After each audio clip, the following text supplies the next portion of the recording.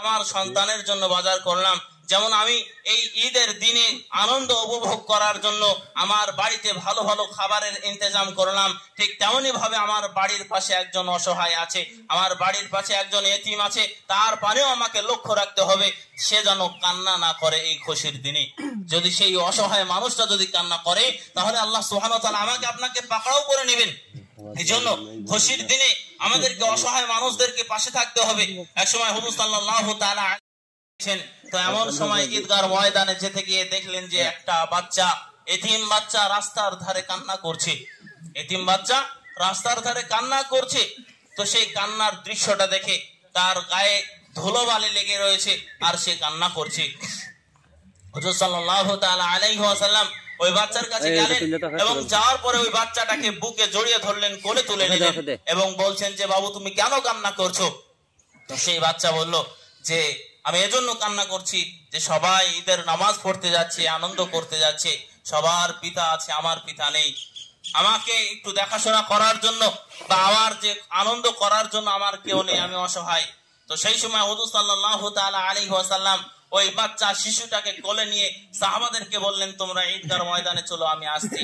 হুজুর সাল্লাল্লাহু আলাইহি ওয়াসাল্লাম তিনি এটা লক্ষ্য করলেন না যে ওই বাচ্চা এতিম বাচ্চার গায়ে ধুলো লেগে আছে, এতিম বাচ্চার গাটা পরিষ্কার নেই, যে তাকে যদি আমি কোলে তুলে নিই তাহলে হয়তো আমার শরীরটাও নোংরা হয়ে যাবে। তিনি এটা মনে করলেন না। তিনি ওই এতিম বাচ্চাকে বুকে জড়িয়ে ধরলেন, কোলে তুলে নিলেন এবং তিনি বাড়ি নিয়ে গেলেন। এবং বাড়ি নিয়ে যাওয়ার পরে আম্মা জান হযরতে আয়েশা রাদিয়াল্লাহু তাআলা আনহাকে বললেন, হে আয়েশা তুমি আল্লাহ তাআলার কাছে একটি সন্তান চাইতে না? আল্লাহ রাব্বুল আলামিন তোমার জন্য আমাদেরকে একটি সন্তান দিয়েছে, যে এই নাও তোমার সন্তান, এই সন্তানের আজ থেকে তুমি মা, যে একে ভালো করে গোসল দিয়ে দাও, উত্তম পোশাক পরিধান করে দাও, তারপরে ভালো করে তৈয়ার করে আমার কাছে নিয়ে এসো। তো মুহতারাম বুজুর্গ দোস্ত, সংক্ষিপ্ত সময় তো ঈদের দিনে আল্লাহর রাসূল সাল্লাল্লাহু তাআলা আলাইহি ওয়াসাল্লাম এতিম, মিসকিন, গোরাবা, ফোকা তাদের প্রতি লক্ষ্য রাখতে বলেছেন যে আমার ঘরে ভালো খাবার হবে আর পাশের বাড়ি একটা অসহায় আছে, একটা এতিম আছে, তার বাড়িতে খাবার জুটবে না, এমনটা করলে হবে না, তার প্রতিও আমাকে লক্ষ্য রাখতে হবে।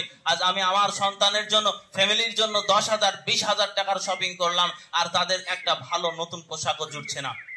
এজন্য এই বিষয়গুলো আমাদের খেয়াল রাখতে হবে।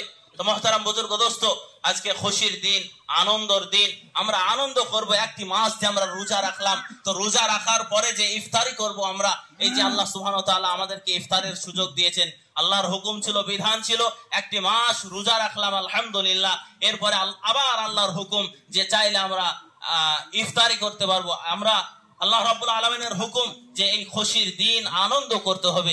আনন্দটা আমরা কেমন ভাবে করব? আনন্দ যতটা শরীয়ত সম্মত আছে ততটাই করতে হবে আনন্দ। এলাকার মানুষের সুবিধার্থে নওদার ডুবতলায় এই প্রথম চালু হলো শপিং মল এম বিগ বাজার। এখানে একই ছাদের তলায় পাবেন ছেলে মেয়ে সকলের জন্য নিত্য নতুন ডিজাইনের বিভিন্ন ধরনের পোশাক, জুতো, stationery goods, imitation perfume, bag, belt, চশমা এবং প্লাস্টিক ফুল। প্রোপাইটার ডাক্তার মনিরুল ইসলাম ও Mintu Mondal. Mobile number 6296485816। Dubtala Bazar, Nawda, Murshidabad. Subscribe করুন এবি24 নিউজ চ্যানেলটিকে, অবশ্যই বেল আইকনটিকে প্রেস করুন। সবার আগে তাজা খবরের আপডেট পেতে লাইক করুন, শেয়ার করুন এবং দেখতে থাকুন এবি24 নিউজ।